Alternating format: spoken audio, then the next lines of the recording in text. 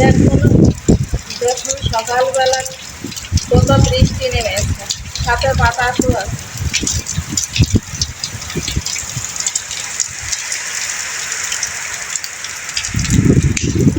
রান্না হয়ে গিয়েছে সরিষার তেল ছড়িয়ে দেব।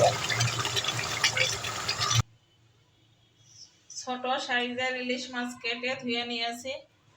এখন দিয়ে দেবো স্বাদ মতন লবণ, পরিমাণ মতন হলুদ, দিয়ে দেবো থেতো করা কাঁচামরিচ,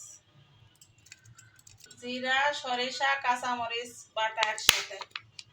এখন দিয়ে দেবো সরিষার তেল, মেখে নেব। মশলা ধোয়া জল দিয়ে দেবো, ঢেকে দিয়েছি। আম ধুয়ে ছোট ছোট করে কেটে নিয়েছি। অল্প একটু হলুদ আর লবণ দিয়ে এখন মেখে রোদে শুকাতে দেবো। এই যে এখানে কিছুটা সরিষা, পাঁচফোড়ন, কিছুটা সরিষা দিয়েছি, পাঁচফোড়ন, শুকনা মরিচ হালকা ভেজে নেব। আম ধুয়ে কেটে নিয়ে হলুদ লবণ দিয়ে মেখে 2 দিন রোদে শুকিয়ে নিয়েছি। সরিষার তেল, আমার 1 কেজি আমের ভিতরে আধা লিটার সরিষার তেল। শুকনা মরিচ দিয়ে দিয়েছি, এখন পাঁচফোড়ন দিয়ে দেবো।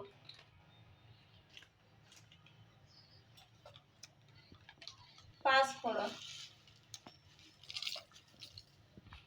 এখন দিয়ে দেবো আম।